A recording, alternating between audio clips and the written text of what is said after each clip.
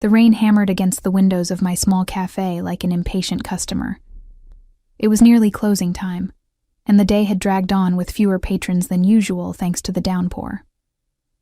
I wiped down the counter for the third time, my fingers raw from the sanitizer and hot water.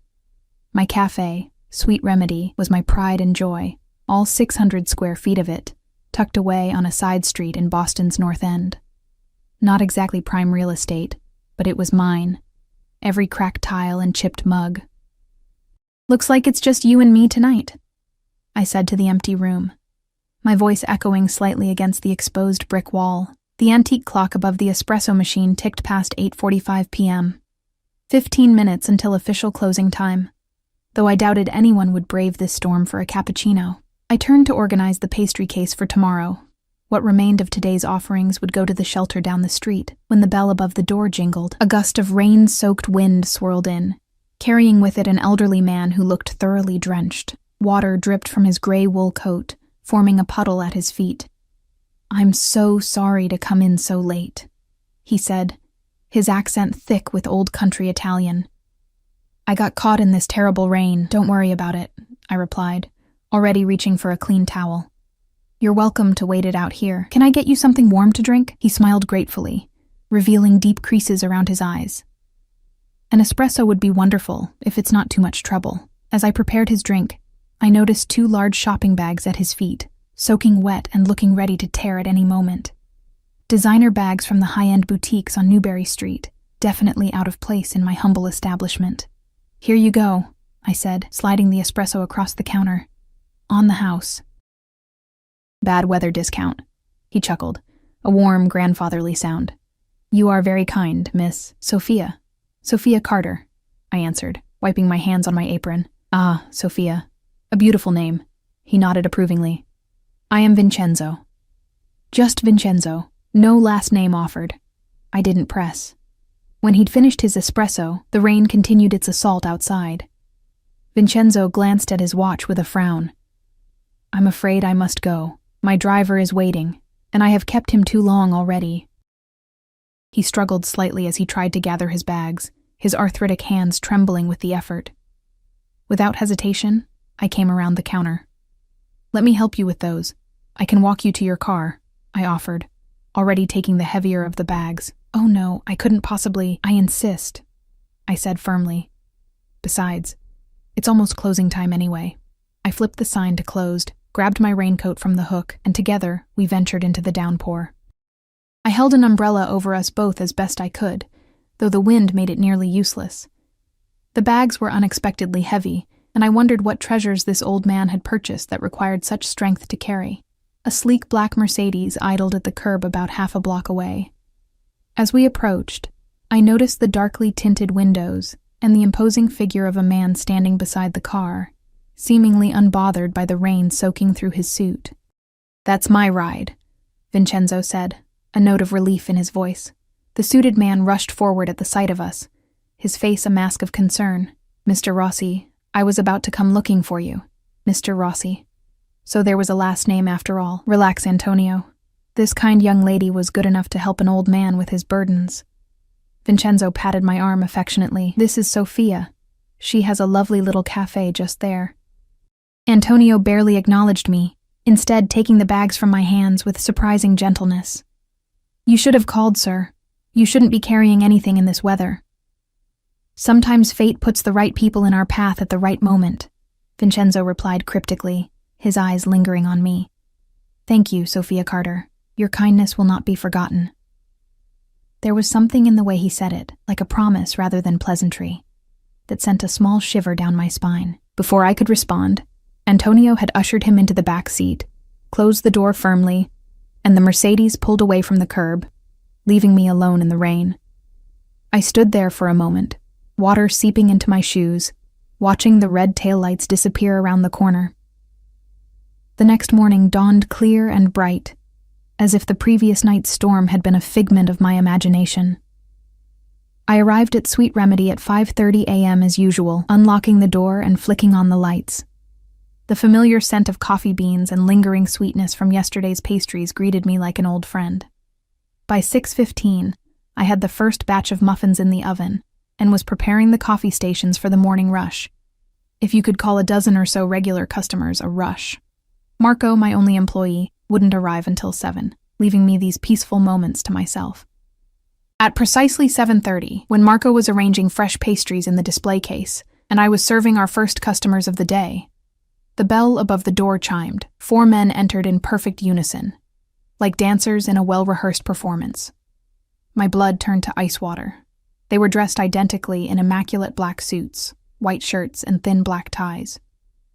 Each wore dark sunglasses despite being indoors, and each had the unmistakable bulge of a shoulder holster beneath their jackets.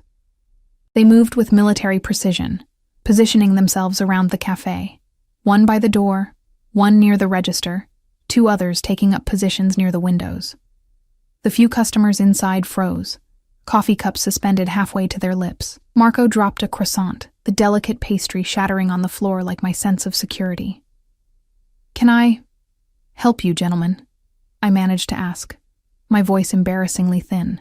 The one nearest the register stepped forward. He removed his sunglasses, revealing eyes so dark they seemed to absorb light rather than reflect it.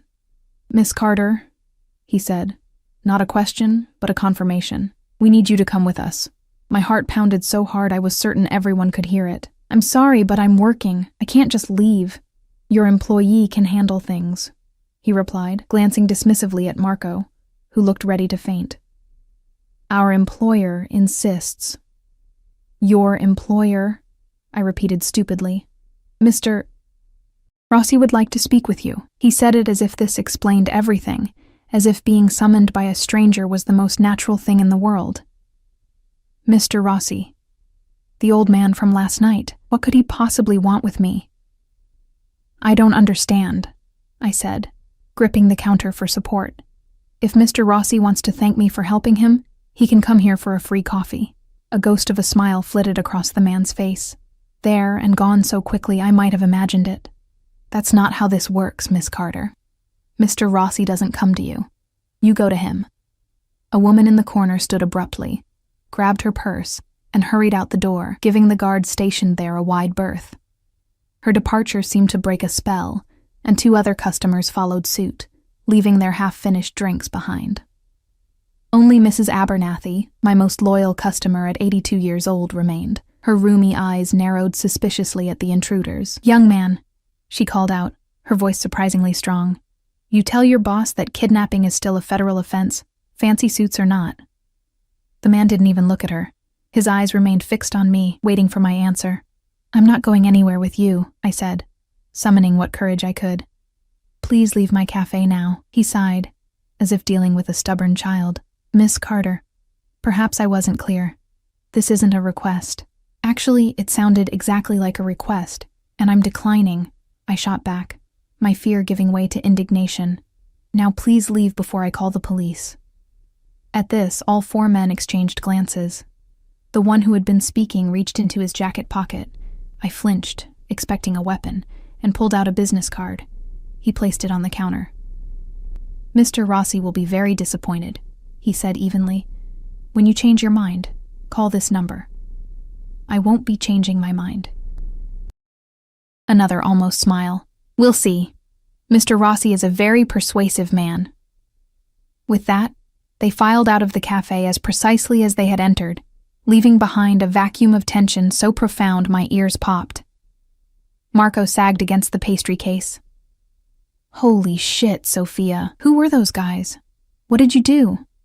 "I helped an old man with his shopping bags," I muttered, picking up the business card. It was heavy stock, cream-colored, with just a phone number embossed in elegant script. No name, no company. Mrs. Abernathy hobbled over to the counter, her cane tapping against the tile floor.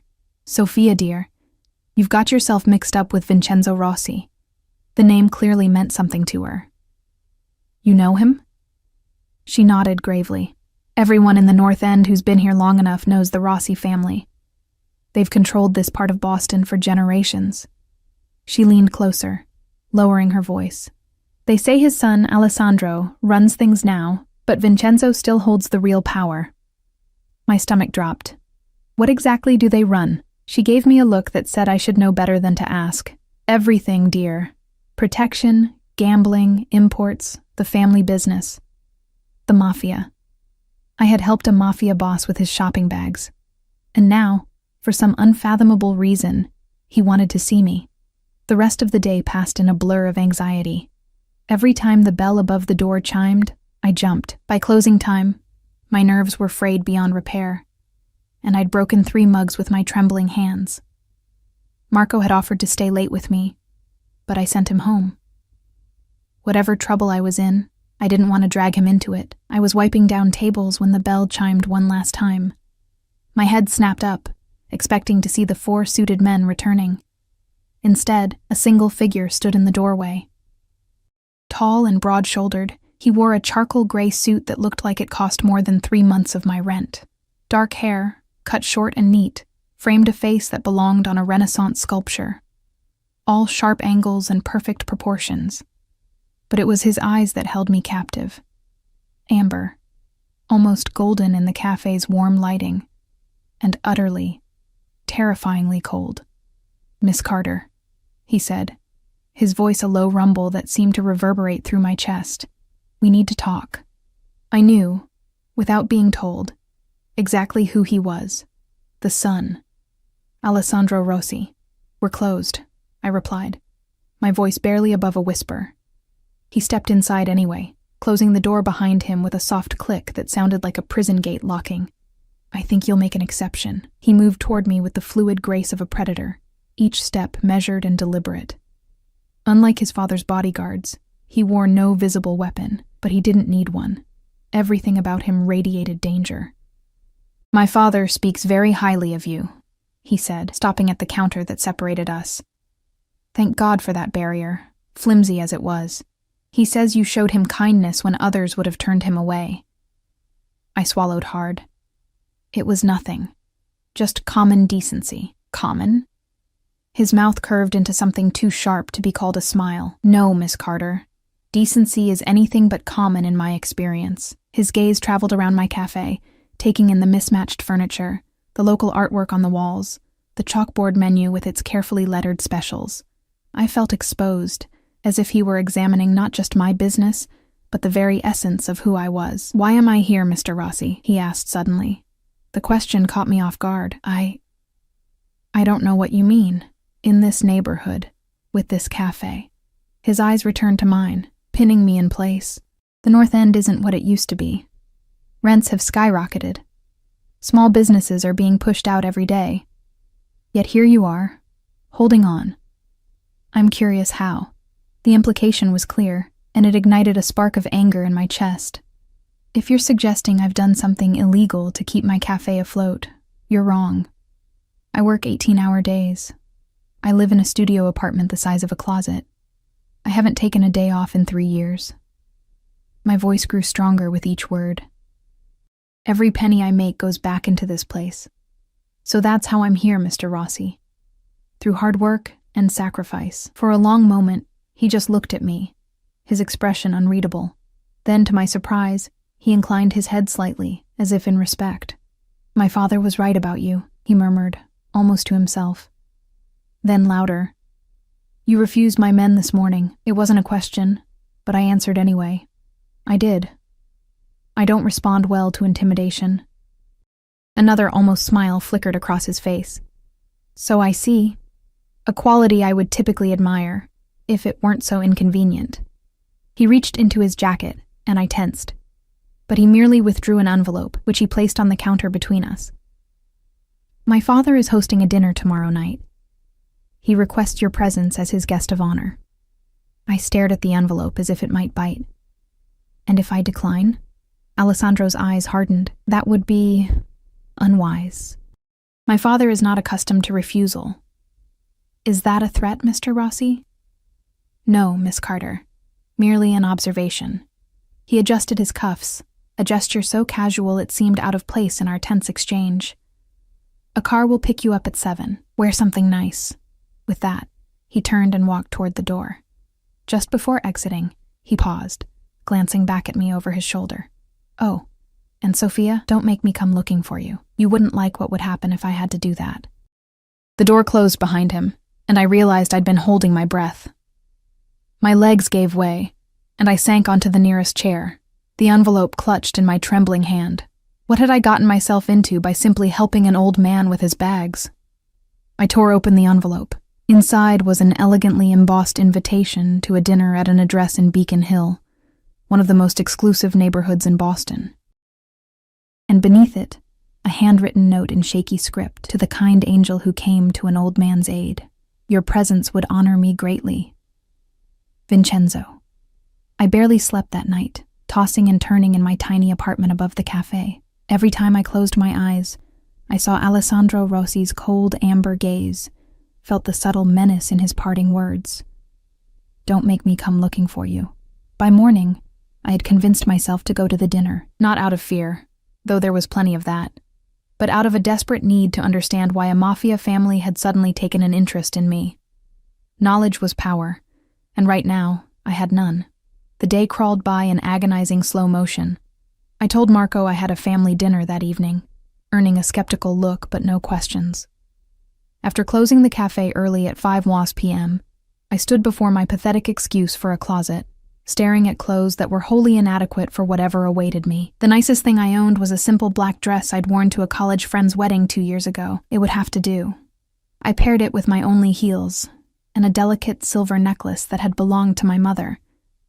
My hair, usually confined to a practical bun for work, fell in dark waves past my shoulders. The woman in the mirror looked like a stranger, vulnerable, uncertain, but determined.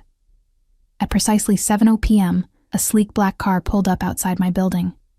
The driver, a stone-faced man in his 50s, opened the door without a word. As we drove through the city, the neighborhoods grew progressively more affluent, until we finally pulled up to a towering brownstone in Beacon Hill. Gas lamps flickered on either side of an imposing oak door, giving the entrance an almost Gothic appearance. Before I could gather my courage to exit the car, the driver was opening my door, extending a hand to help me out. "Miss Carter," he said, the first words he'd spoken to me, "Mr. Rossi is expecting you." The door of the brownstone opened as we approached, revealing a butler in formal attire who bowed slightly at my arrival. "Welcome to the Rossi residence, Miss Carter. Please follow me." The interior was a testament to old-world opulence. Crystal chandeliers cast warm light over marble floors and antique furniture that belonged in a museum. Oil paintings in gilded frames lined the walls, landscapes, portraits, all exuding wealth and history. The butler led me through a maze of hallways until we reached a pair of double doors. "Miss Sophia Carter," he announced, swinging the doors open. The dining room beyond was intimate, despite its grandeur, with a table set for just 6 people. Vincenzo Rossi sat at the head, looking much more composed than when I'd met him, his silver hair neatly combed, his suit impeccable. Alessandro stood by a fireplace that crackled with real flames, a tumbler of amber liquid in his hand. 3 other men, all in similar dark suits, occupied the remaining space. Every eye turned to me as I entered, and I fought the urge to flee. "Ah, Sophia!" Vincenzo's face lit up with genuine pleasure. "You came. I'm delighted." He rose with surprising agility for his age and crossed to take my hands in his. "Thank you for honoring an old man's invitation." "I didn't feel I had much choice," I said quietly, my eyes flicking to Alessandro, who watched our interaction with inscrutable intensity. Vincenzo followed my gaze and chuckled. "My son can be persuasive, a necessary quality in our line of work." He patted my hand. "But tonight is not about business. Tonight is about gratitude and new friendships." He led me to the table, seating me at his right hand, a position of honor, I realized belatedly. Alessandro took the seat directly across from me, his eyes never leaving my face. "Allow me to introduce my associates," Vincenzo said. "This is Marco Venucci, my consigliere." A man with salt and pepper hair and wire-rimmed glasses nodded to me. Unlike the others, his eyes were kind behind his spectacles. "Franco and Paolo Gambino, my nephews." 2 younger men, perhaps in their 30s, gave identical tight-lipped smiles. There was a family resemblance between them. The same hooded eyes, the same slightly crooked noses that had likely been broken and reset. And of course, my son, Alessandro, whom you've already met. Alessandro raised his glass slightly in acknowledgement, his expression unreadable. The dinner began with a parade of exquisite Italian dishes, each more delicious than the last. Despite my anxiety, I found myself eating with unexpected appetite. Vincenzo kept up a steady stream of conversation, telling stories of the old neighborhood, of Italy, of his childhood. It was easy to forget, listening to him, exactly who these men were and what they did, until Alessandro spoke. "Tell us about yourself, Miss Carter," he said, cutting into the tender veal on his plate with surgical precision. "What brought you to the North End?" All eyes turned to me, and I took a sip of wine to steady myself. "My mother was Italian," I said. "Her parents owned a bakery in the North End before it was gentrified. I used to visit as a child. When I decided to open my own place, it felt like coming home." "And your father?" Alessandro pressed. "American. He was a professor at Boston College. He died when I was 12. "I'm sorry for your loss," Vincenzo said, and the sincerity in his voice was unmistakable. "Family is everything." Alessandro's gaze hadn't wavered. "And you have no other family?" "No," I admitted. "It's just me." Something flickered in his eyes. Satisfaction? Relief? It was gone before I could identify it. "That must be difficult," the consigliere Marco commented. "Running a business alone with no support." I straightened in my chair. "I manage." "Barely," Alessandro said. "Your cafe is charming, but financially precarious. Your landlord has raised your rent 3 times in the past 2 years. Your equipment is outdated. And the new chain coffee shop opening 2 blocks away will likely cut your business in half." I froze, my fork suspended midway to my mouth. "How could you possibly know all that?" He smiled, a cold, calculating expression that never reached his eyes. "Information is a commodity in which my family trades extensively." "My son," Vincenzo interrupted, shooting Alessandro a warning look, "sometimes forgets his manners, but he raises valid concerns. Your situation is not ideal." "I never said it was," I replied, setting down my fork. "But it's mine. I built it from nothing, and I'll keep fighting for it." Vincenzo nodded approvingly, spoken like a true Italian, despite your American name. "You have fire in your blood, Sophia." "Why am I here, Mr. Rossi?" I asked bluntly. "Why this dinner? The bodyguards at my cafe, all of it, because I helped you with your bags? That's hardly worthy of whatever this is." The table fell silent. The Gambino brothers exchanged uneasy glances. Even Alessandro seemed surprised by my directness, but Vincenzo merely laughed, a hearty sound that filled the room. "Direct. I appreciate that." His expression sobered. "You're here because you showed kindness to a stranger without expectation of reward. Do you know how rare that is in this world? In my world especially." He leaned forward, his dark eyes suddenly intense. "I've spent my life surrounded by people who want something from me. Money, power, protection. Even my own family." He glanced at his son. "They serve me out of duty and blood obligation. But you, a young woman with nothing to gain, helped an old man simply because he needed help. Anyone would have done the same," I insisted. "No," Alessandro said flatly. "They wouldn't. Trust me on this." Vincenzo reached for my hand, patting it gently. "I want to help you, Sophia, as you helped me." Warning bells rang in my head. "I appreciate the gesture, Mr. Rossi, but I don't need help. Your financial records suggest otherwise," Alessandro commented dryly. I flushed with anger and embarrassment. "You looked at my financial records? That's illegal." He shrugged, unconcerned. "Many things I do are illegal.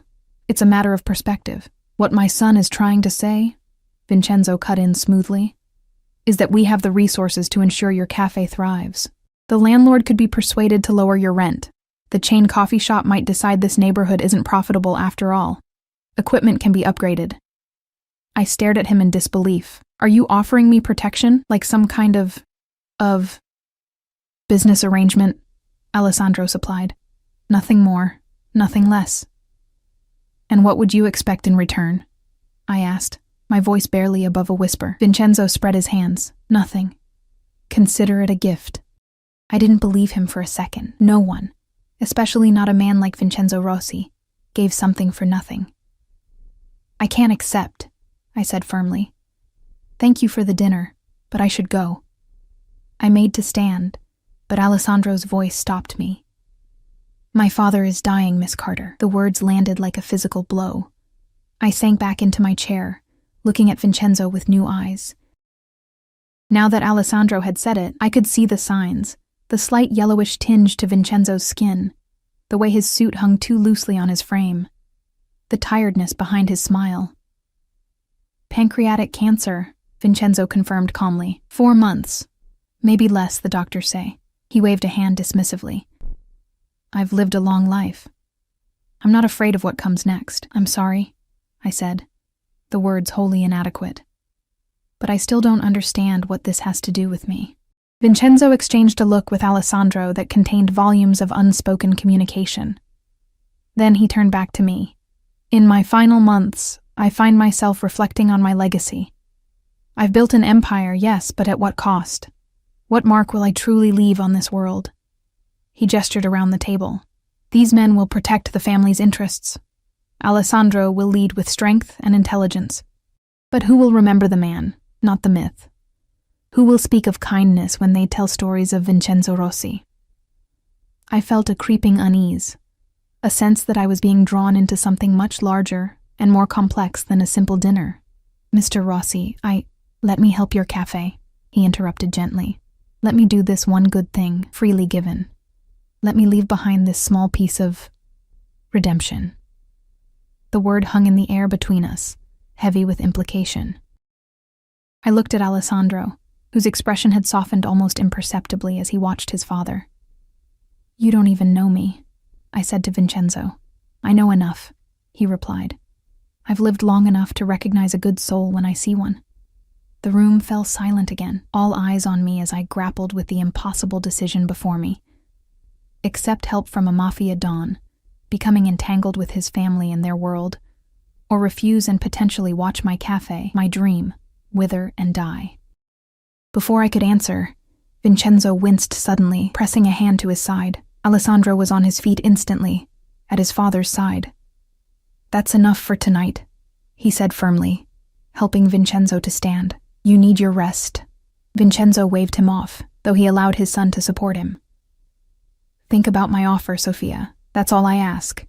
As if on cue, the butler appeared to escort Vincenzo from the room. The old man paused at the doorway, looking back at me with eyes that held a lifetime of secrets. Whether you accept or not, you will always have a friend in Vincenzo Rossi, he said solemnly.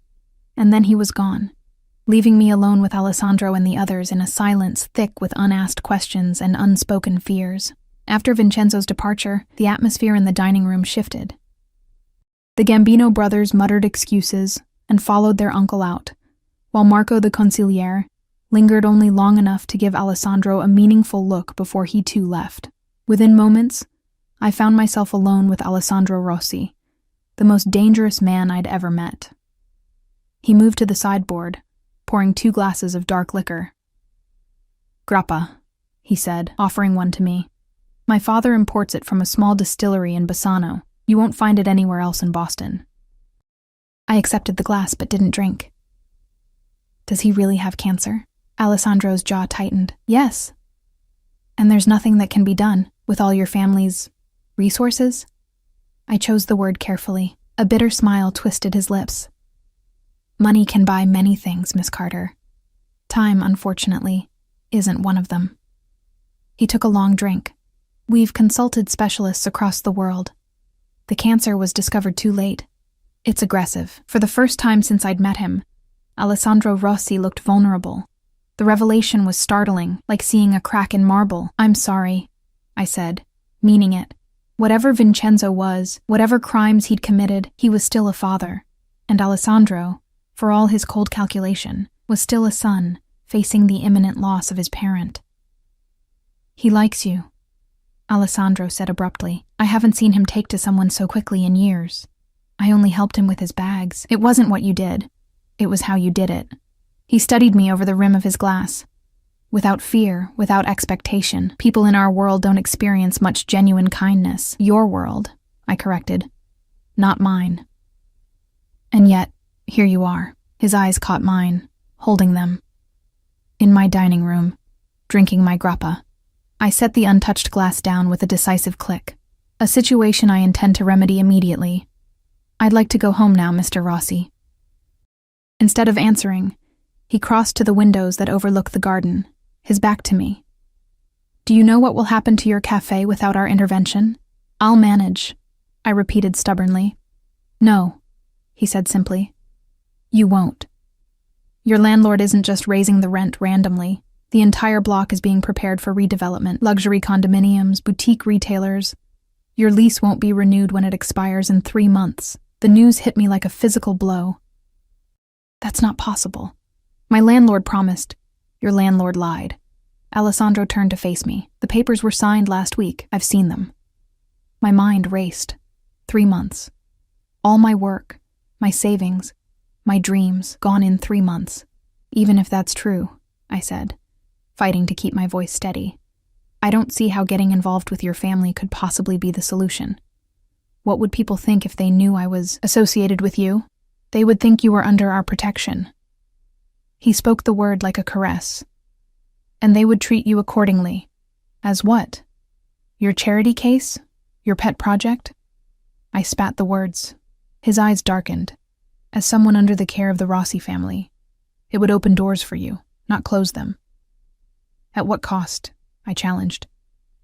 People don't cross the mafia without consequences. I've seen enough movies to know that. Alessandro's laugh was unexpected, a deep sound that transformed his face. Movies exaggerate. We're businessmen, Sophia, admittedly with unorthodox methods, but businessmen nonetheless. Who kill people, I added. His amusement vanished. When necessary. A chill ran through me at the casual admission. This man had almost certainly taken lives, ordered deaths, ruined families. And here I was, alone with him, challenging him. As if reading my thoughts, his expression softened marginally. You're afraid of me. It wasn't a question, but I answered anyway. Yes. Good. Fear is a natural response to a predator. It keeps prey alive. He set his empty glass down. But you're not prey, Sophia. Not to me. What am I then? The question hung between us, loaded with implications neither of us fully understood. Alessandro studied me for a long moment, his amber eyes reflecting the firelight. I don't know yet, he finally admitted. But I intend to find out. Before I could respond, the door opened, and the driver who had brought me appeared. The car is ready, sir. Alessandro nodded. Take Miss Carter home. Just like that, I was dismissed. But as I moved toward the door, his voice stopped me one last time. My father's offer stands. Think about it, Sophia. 3 months isn't a long time. I spent a sleepless night turning the Rossi's offer over in my mind. By morning, I'd made my decision. I would not get entangled with a crime family, no matter the cost. If I lost the cafe, I would start again somewhere else. My integrity was worth more than brick and mortar. The morning rush at Sweet Remedy was busier than usual, perhaps because people were curious about the suited men who had appeared the day before. Mrs. Abernathy came in for her regular Earl Grey tea and scone, settling at her usual table by the window. You look tired, dear, she observed as I brought her order. Trouble sleeping? I hesitated, then sat across from her. Mrs. Abernathy, how well do you know the Rossi family?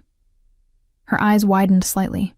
Well enough to stay out of their way. She leaned forward. Did they bother you again? Not exactly, I hedged. I had dinner with them last night, with Vincenzo and his son. She nearly choked on her tea. Good Lord, child. What did they want? To help me, supposedly. Vincenzo offered to intervene with my landlord, make sure the cafe stays open. And what did you tell them? Nothing yet. But I'm going to decline. Mrs. Abernathy's weathered hand covered mine. Listen to me, Sophia. I've lived in this neighborhood for 60 years. I've seen what happens to people who get involved with the Rossis, even peripherally. It never ends well. So you think I'm making the right choice? She hesitated, her eyes troubled. I think, once the Rossis take an interest in you, saying no becomes complicated. A cold knot formed in my stomach. What do you mean? They're not accustomed to refusal, and they don't give up easily on what they want. She squeezed my hand. Be careful, dear. Very careful. Her warning stayed with me throughout the morning. By noon, my nerves were so frayed that when the bell above the door chimed, I nearly dropped the mug I was filling. It wasn't Alessandro or his men who entered, however, but a courier with a large bouquet of white lilies. "Delivery for Sophia Carter," he announced.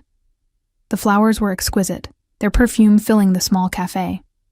Attached was a small envelope containing a card with elegant handwriting. "For your thoughtful consideration of my offer.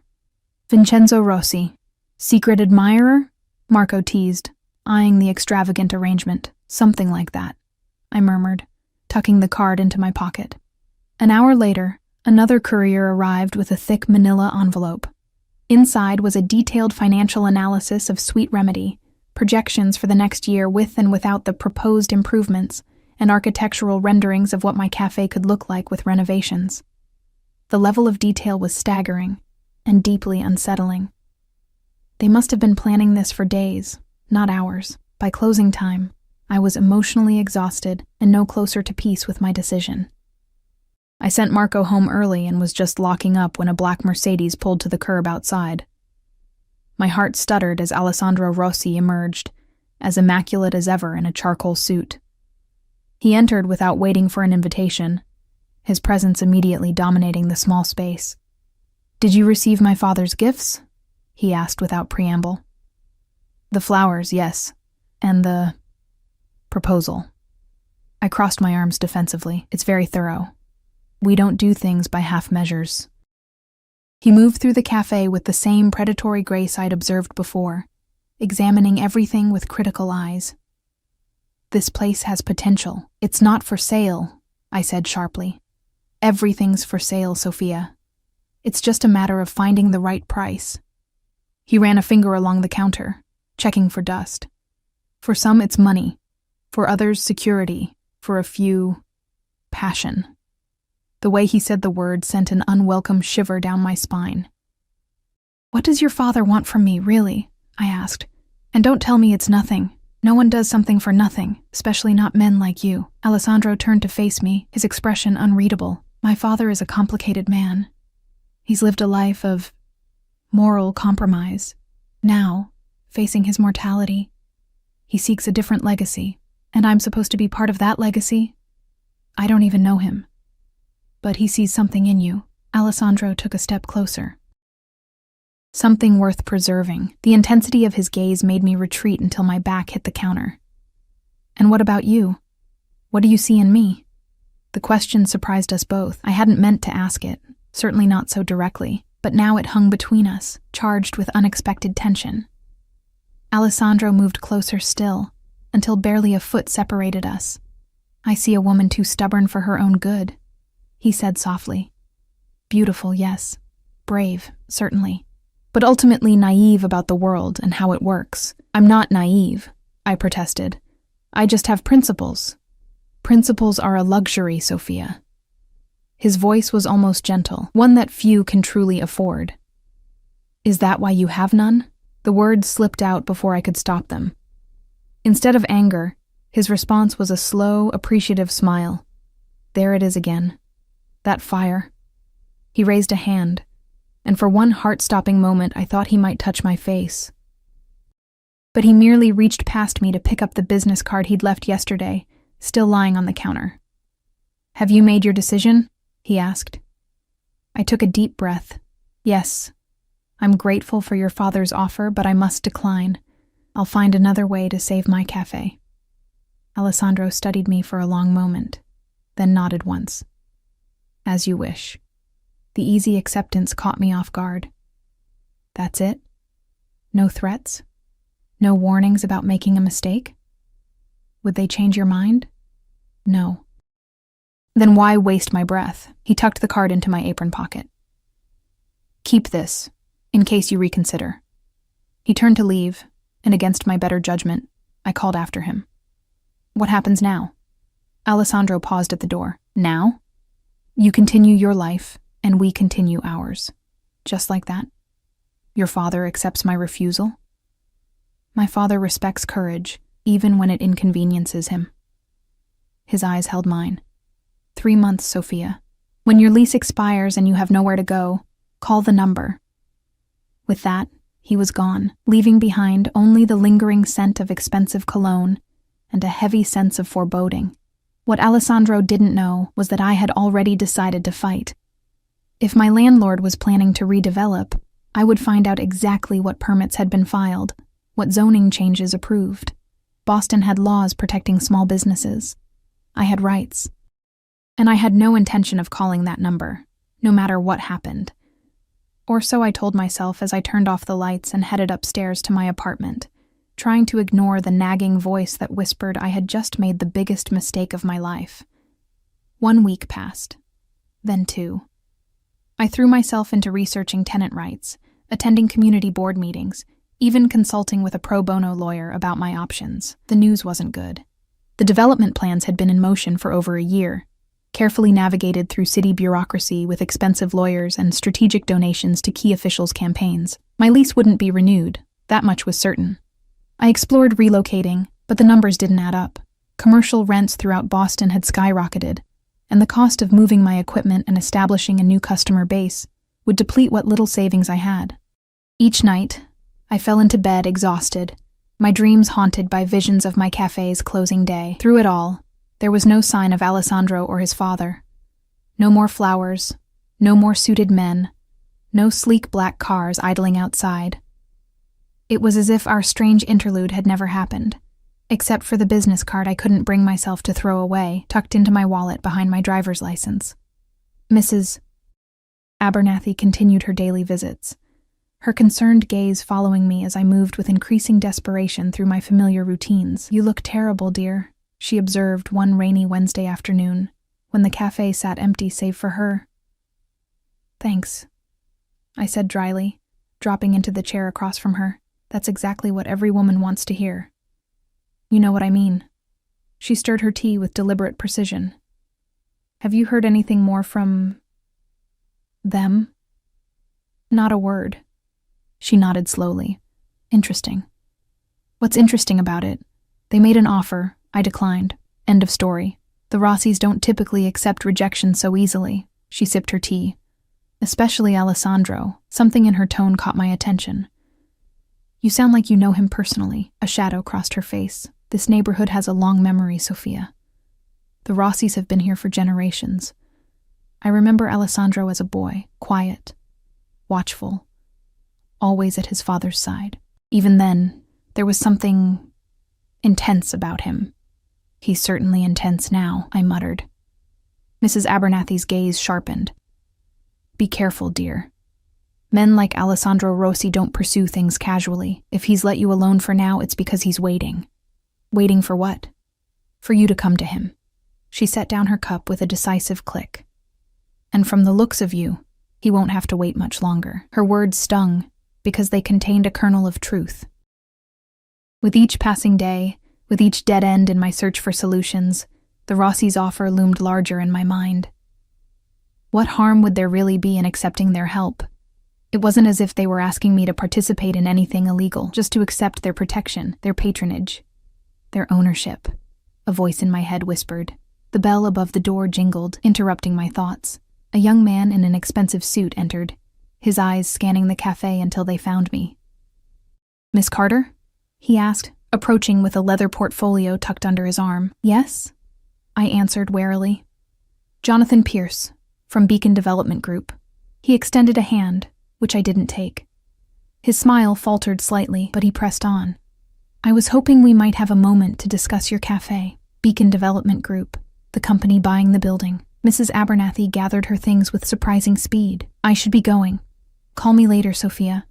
She shot the developer a withering glance as she hobbled past. Once we were alone, Pierce laid his portfolio on the table and extracted a glossy brochure. "We're very excited about our plans for this block," he began, his voice slipping into a practiced pitch. "The North End is experiencing a renaissance, and our luxury mixed-use development will be at the heart of it." "Fascinating," I said flatly. "What does this have to do with me?" He smiled, all perfect teeth and no warmth. "We understand the importance of maintaining the neighborhood's character. Sweet Remedy has become something of a local institution, albeit a small one." I waited, saying nothing. We'd like to offer you space in the new development, he continued. A retail location on the ground floor, with preferential lease terms for the first year. Hope flared briefly. What kind of terms? 20% below market rate for 12 months, after which you transition to standard commercial rates. He slid a document toward me. Of course, there would be a 20-month gap between your current lease ending and the new space becoming available. The hope died as quickly as it had come. So, you're offering me the chance to close my business for almost 2 years, somehow stay afloat without income, and then reopen in a space that would eventually cost triple what I'm paying now? His smile didn't falter. We're offering you an opportunity many small business owners would jump at, Miss Carter. Most aren't invited back at all. How generous, I said, my voice dripping with sarcasm. And what am I supposed to do for those 20 months? Pierce shrugged, the gesture dismissive. That's not really our concern, though I understand there's a charming little business incubator space opening in Dorchester. Perhaps you could operate at a reduced capacity there. I stood abruptly. Thank you for your offer, Mr. Pierce. I'll give it all the consideration it deserves. He gathered his materials, unfazed by my obvious dismissal. The offer stands for 2 weeks, Miss Carter. After that, we'll be moving forward with another tenant for the retail space. At the door, he paused. Oh, and if you're thinking of fighting this legally, I wouldn't waste your time or money. The development has all necessary approvals. After he left, I locked the door behind him, flipping the sign to closed, despite it being only 3 p.m. Tears of frustration burned behind my eyes, but I refused to let them fall. Instead, I channeled my anger into scrubbing every surface in the cafe until my hands were raw and my arms ached. It was nearly dark when I finally stopped, sinking onto a chair in exhaustion. The silence of the empty cafe pressed in around me, broken only by the ticking of the antique clock and the occasional car passing outside. Almost without conscious thought, my hand moved to my pocket, extracting my wallet and the business card hidden within. The heavy cream cardstock felt substantial between my fingers, the embossed number catching the light. Before I could talk myself out of it, I pulled out my phone and dialed. The call was answered on the second ring. Miss Carter, Alessandro's voice, smooth and unsurprised. I've been expecting your call. Of course he had. He'd known exactly how this would play out. Anger flared again, but I swallowed it down. Mr. Rossi, I said, struggling to keep my voice steady. I'd like to discuss your father's offer. I assumed as much. I could hear the satisfaction in his tone. Had a visit from Beacon Development, did you? My grip tightened on the phone. You knew. I know everything that happens in this neighborhood, Sophia. There was a brief pause. My car will pick you up in 20 minutes. We'll discuss terms over dinner. I can meet you at a restaurant, I countered, unwilling to surrender complete control. That wasn't a suggestion. His voice hardened slightly. 20 minutes. The line went dead. I stared at my phone, equal parts furious and terrified. This was exactly what I'd feared. The moment I reached out to them, my choices began to disappear. But what alternative did I have? 20 minutes later, the now familiar black Mercedes pulled up outside. The same driver held the door, his face impassive, as I slid into the back seat. This time, we drove not to Beacon Hill, but deeper into the North End, to a small, unassuming restaurant tucked away on a narrow side street. No sign marked its presence, just a red door and a small brass plaque reading, Famiglia. Family. The driver led me inside, where a host immediately straightened to attention. Miss Carter, he said, as if he'd been expecting me. Mr. Rossi is waiting. I was led through the dimly lit dining room, past tables occupied by serious-looking men in expensive suits, many of whom nodded respectfully as I passed. The restaurant had the feeling of a private club, one with very exclusive membership. Alessandro sat alone at a corner table, a glass of red wine before him. He rose as I approached, the gesture oddly formal. Sophia, he said, my name like silk on his tongue. You look lovely. I glanced down at my work clothes, jeans, a simple blouse, my hair hastily pulled back, and raised an eyebrow. I came directly from the cafe. You didn't exactly give me time to change. I wasn't being facetious, he replied, holding my chair. Please sit. A waiter appeared instantly with a glass of wine for me and disappeared just as quickly. Alessandro studied me over the rim of his glass. You've had a difficult few weeks, he observed. You would know, since you've undoubtedly been having me watched. His lips quirked. Not constantly. We do have other business to attend to. Lucky me, indeed. He set down his glass. Beacon Development made you their standard offer, I presume? Substandard space at inflated rent? After an impossibly long wait? I nodded, taking a sip of wine to hide my discomfort. It was excellent, of course. Did you know, Alessandro continued, that Beacon is a subsidiary of Crown Investments, which in turn is owned by Meridian Holdings? Should that mean something to me? Probably not. But it might interest you to know that Meridian's CEO's brother owes my family a considerable sum. A gambling debt accumulated at one of our establishments in Atlantic City. I set down my glass carefully. Are you saying you could stop the development? No. The development will proceed. It's too far advanced. Too many interests involved. His amber eyes held mine. But certain accommodations could be made. What kind of accommodations? Alessandro signaled to the waiter, who returned with 2 menus. Let's order first. The chef here makes a carbonara that would bring tears to your eyes. I ignored the menu. I'm not hungry, Mr. Rossi. I'm here to discuss business. He sighed, setting aside his own menu. Very well. Direct as always. He leaned forward, hands clasped before him. Here's what I propose. We purchase the building that houses your cafe.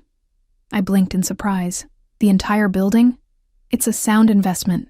The development will increase property values throughout the neighborhood. We allow you to remain in your current space, with a 99-year lease at your current rate, adjusted only for inflation.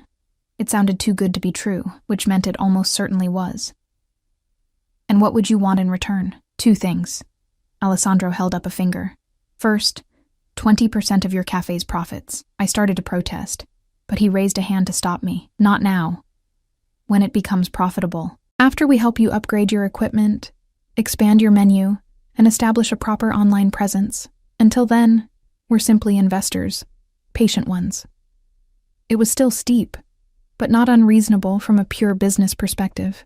And the second thing? Alessandro's eyes darkened. Your time. My breath caught. What does that mean exactly? My father enjoys your company. His time is limited, and his pleasures few. You would join him for dinner once a week. Accompany him to the occasional social event. Nothing inappropriate, nothing dangerous. Simply be there. Like a paid companion, I said flatly. Like a friend, he corrected, his voice surprisingly gentle. He has few of those, real ones at least. I studied him, trying to discern any hidden agenda in his expression, but his face remained frustratingly unreadable. And that's all? No other expectations? That's all? Alessandro reached into his jacket and withdrew a slim document. It's all outlined here. You're welcome to have a lawyer review it, though I assure you it's straightforward. I took the document, my fingers brushing his. Why is this so important to your father? To you? Something flickered in Alessandro's eyes. An emotion I couldn't identify. My father told you. He sees in you a chance for a different kind of legacy. And you? Alessandro was silent for a long moment. I want my father's final months to be peaceful, he said finally. If your presence provides him comfort, then securing it becomes my priority. There was more to it than that. I could feel it. But I doubted he would reveal anything further tonight. I'll need time to think about it, I said, tucking the document into my bag. Of course. Take all the time you need. His smile was knowing. You have 3 days. 3 days? That's hardly... 3 days, he repeated firmly. After that, certain opportunities will no longer be available. The threat was veiled but unmistakable. I stood, suddenly eager to be away from him, from this place with its atmosphere of quiet menace. Have the driver take you home, Alessandro said, remaining seated. And Sophia? Sleep well. Dreams often bring clarity. As I walked away, I could feel his eyes on me, watching, calculating. I had 3 days to decide whether to bind my future to the Rossi family, but in my heart, I already knew what my answer would be. The next morning, I called in Marco to manage the cafe and took the contract to a lawyer, not the pro bono one I'd been consulting, but an expensive corporate attorney whose office overlooked Boston Harbor.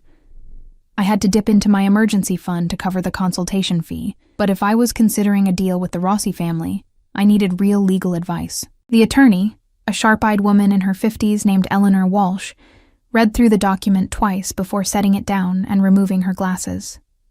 "Where did you get this?" she asked, her tone carefully neutral. "Does it matter?"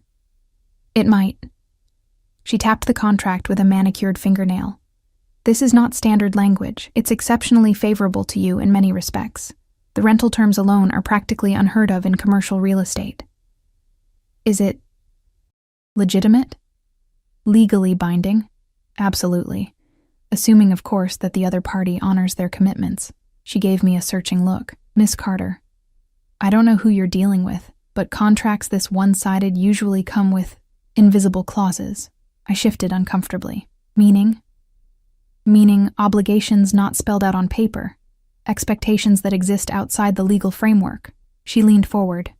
"Is there anything you want to tell me about who's offering this deal?" I hesitated. "Let's just say it's someone with significant influence in the North End." Understanding dawned in her eyes. "I see." She pushed the contract back toward me. "In that case, my advice is to walk away. Whatever they're offering isn't worth the entanglement." "That's not really an option," I said quietly.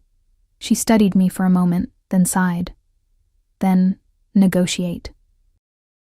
"This section here," she pointed to the profit-sharing clause, "should include a cap, 20% of profits, not to exceed a specific dollar amount annually. And this companion arrangement with the elderly gentleman, it needs boundaries, specific days, times, duration." I nodded, making notes. "And most importantly," she continued, "add an exit clause, some condition under which you can terminate the agreement without penalty." "They'll never agree to that." "They might, if the condition is narrow enough. Something unlikely, but not impossible." She thought for a moment. "Perhaps if you relocate outside of Massachusetts? Or if the property is taken by eminent domain." It was thin protection, but better than nothing. I thanked her for her time and left with a list of proposed changes, unsure if I'd even have the courage to suggest them. That evening I closed the cafe early and walked through the North End, trying to clear my head. My feet carried me almost unconsciously to St. Leonard's Church, where I slipped inside and sat in a back pew. I wasn't particularly religious, but the quiet sanctuary offered a peace I desperately needed. "Seeking divine guidance?" a familiar voice asked. I startled, turning to find Alessandro Rossi sliding into the pew beside me. He was dressed more casually than I'd ever seen him, in dark jeans and a simple black sweater, though the watch on his wrist probably cost more than my annual rent. "Are you following me?" I demanded, keeping my voice low in the sacred space. "Coincidence," he replied. "I come here sometimes, to think." The idea of Alessandro Rossi in a church, seeking solace or reflection, seemed incongruous with everything I knew about him. "I didn't take you for the religious type." "I'm Italian," he said, as if that explained everything. "The church is in our blood, even for sinners like me." We sat in silence for a moment, the flickering votive candles casting dancing shadows on the ornate walls. "Have you decided?" he asked finally. "I have. Concerns. Questions." I expected nothing less. There was a hint of approval in his voice. "You saw a lawyer." It wasn't a question. "You had me followed. Protected," he corrected. "There are people who would be very interested to know you're associating with my family." The implication sent a chill through me. "Other criminal organizations, you mean?" "Among others." He shifted to face me more directly.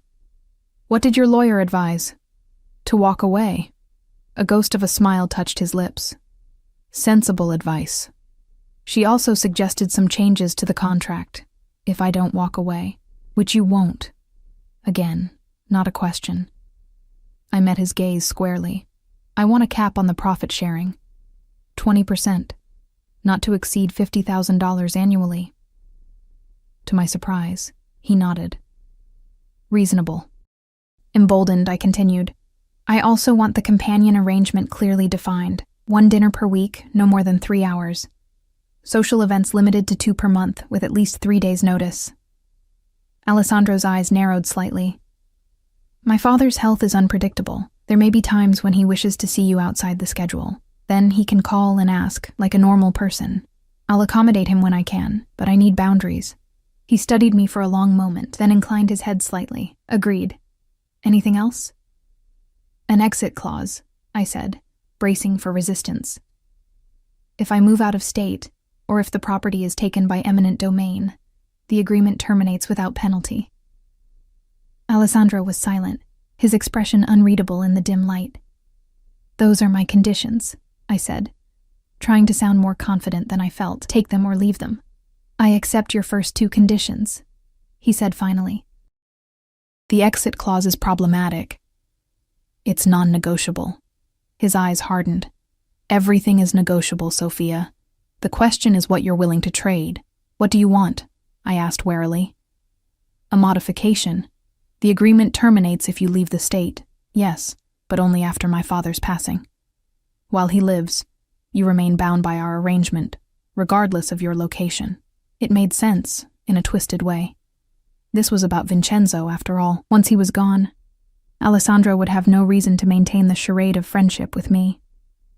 Agreed, I said, suddenly exhausted by the negotiation. I assume you'll have a revised contract drawn up? It will be delivered tomorrow. Alessandro stood, hesitating for a moment before adding, My father would like to see you, tonight, if possible. I looked up at him in surprise. Now? It's after 9. He doesn't sleep much these days. The pain keeps him awake. The simple statement, delivered without self-pity or manipulation, reminded me of what lay at the heart of this strange arrangement. A dying man seeking comfort in his final months. All right, I said softly. I'll see him. The Beacon Hill brownstone was quieter than during my previous visit. Only one security guard stood at the entrance, nodding respectfully as Alessandro led me inside. The butler was nowhere to be seen, and the grand house had a subdued, almost sleepy atmosphere. My father is in his study, Alessandro explained, guiding me down a hallway lined with oil paintings. He tires easily, so please keep your visit brief. He stopped before a heavy wooden door, his hand on the knob. Sophia, he said, his voice low. Whatever your feelings about me, about our family, my father genuinely values your company. Please remember that. Before I could respond, he opened the door, ushering me into a warm, book-lined room. Vincenzo Rossi sat in a leather armchair by a crackling fire, a plaid blanket across his lap despite the warmth. In the 2 weeks since I'd last seen him, he seemed to have aged years. His face was more gaunt, his complexion waxier. Sophia! His face lit up at the sight of me, bringing a flash of vitality back to his features. What a wonderful surprise. Alessandro didn't tell me you were coming. Alessandro lingered in the doorway. I'll leave you two to talk. Vincenzo waved him away impatiently. Yes. Go intimidate someone else for a while. Once we were alone, Vincenzo gestured to the chair opposite his. Please sit. Would you like some tea? Or perhaps something stronger?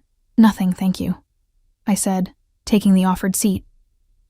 Up close, the signs of his illness were even more apparent, the slight tremor in his hands, the hollowness around his eyes. I understand you and my son have been negotiating, he said, his dark eyes twinkling with surprising mischief. He's not used to being challenged. He seems to be handling it well enough. Alessandro adapts. It's what makes him an effective leader. Vincenzo adjusted his blanket. But that's not why I wanted to see you. How's your cafe? Thriving, I hope? The casual inquiry felt surreal, as if we were old friends catching up rather than a dying mafia boss and a cafe owner being coerced into an arrangement. It's the same as when you visited, I answered. Struggling but surviving. Not for long, though, without intervention. It wasn't a question. You've decided to accept our help. I nodded slowly. With some conditions, as you should. Never enter any arrangement without protecting yourself. He leaned forward slightly, wincing with the effort. Alessandro told you what we want in return? 20% of profits, and time with you. Vincenzo's smile was gentle. Does that seem so terrible? Spending time with an old man? It's not that, it's...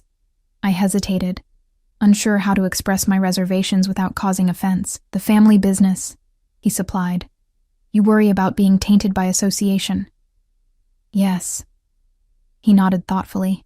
A legitimate concern, but let me ask you this, Sophia. Does helping an old man in the rain make you complicit in his sins? Does accepting help from someone you disapprove of compromise your own integrity? That depends on what's being asked in return. And I ask only for your company, your conversation. Perhaps, if I'm fortunate, your friendship. He spread his hands. Is that so corrupting? Put that way, it seemed almost reasonable. Almost. Why me? I asked, the question that had been nagging at me since that rainy night. Of all the people you could befriend, why choose a struggling cafe owner you met by chance? Vincenzo was quiet for a long moment, staring into the fire. I told you before that kindness is rare in my world. What I didn't say is how much I miss it. He looked up, his eyes suddenly vulnerable. My wife, Eliana, was kind. Not weak, never that. But genuinely, intrinsically kind. She saw the good in people, even me. What happened to her? Cancer. Like the one that's now claiming me. Ironic, isn't it? His smile was sad. When you helped me that night, something in your manner reminded me of her.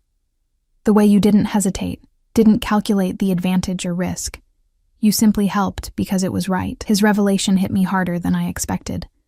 This wasn't just about a criminal seeking redemption. It was about a widower, facing his own mortality, finding a connection to someone he'd loved and lost. I'm sorry about your wife, I said softly. And I'm sorry about your illness. Don't be sorry. Be my friend, for whatever time I have left. He reached across the space between us, his hand trembling slightly. Not because of contracts or obligations, but because every life needs moments of simple human kindness. I took his hand, surprised by the strength still present in his grip. I think I can do that. 6 months later, I stood at Vincenzo Rossi's grave, a bouquet of white lilies in my hands. The funeral had been elaborate, a testament to his standing in both the criminal and legitimate business worlds. Politicians, police officials, and known underworld figures had all paid their respects. A strange assembly of the powerful united in their connection to one man. Alessandro stood a few yards away, accepting condolences with stoic dignity. He had emerged from the church immediately after the service, nodded once in my direction, and taken his position by the grave. We hadn't spoken directly. Over the past months, I had fulfilled my obligation to Vincenzo, joining him for dinner each week, accompanying him to the occasional concert or gallery opening when his health permitted. To my surprise, I had genuinely come to enjoy his company. Despite his criminal enterprises, he was a man of culture, wit, and unexpected wisdom. He spoke rarely of his business, instead sharing stories of his childhood in Italy, his love for his late wife, his complicated relationship with his only son. In turn, I told him about my dreams for the cafe, my struggles as a small business owner, even my fears about becoming entangled with his family. He listened with genuine interest, offering advice that was surprisingly practical and ethical. As for the cafe, the Rossi family had been true to their word. The building was purchased within days of our agreement, my equipment upgraded the following week. A discreet sign in the window, under the protection of the Rossi family, was all it took to send the developers from Beacon scurrying away. Business improved dramatically, though whether from the renovations or from people's curiosity about my connection to the notorious family, I couldn't say. Alessandro kept his distance, appearing only occasionally to escort me to or from his father's home. Our interactions remained formal, businesslike, though I sometimes caught him watching me with an intensity that sent shivers down my spine. Now, as the other mourners gradually dispersed, leaving only Alessandro and me at the graveside, I approached slowly, placing the lilies atop the casket. He went peacefully, Alessandro said, breaking the silence between us, in his sleep, as he wished. I'm glad, I replied softly. He deserved an easy passing, did he? Alessandro's voice held no judgment, only genuine curiosity. After the life he led, I considered the question seriously. I think, at the end, we all deserve mercy. He studied me for a long moment, then gestured toward the cemetery gates where his car waited. May I give you a ride home? The request surprised me. In the months since our arrangement began, he had never been alone with me, except in transit to or from his father's home. Thank you, but I can take a cab." "I insist," he said, and there was something in his tone. Not quite a command, but not quite a request either. "We have matters to discuss." The drive back to the North End passed in silence.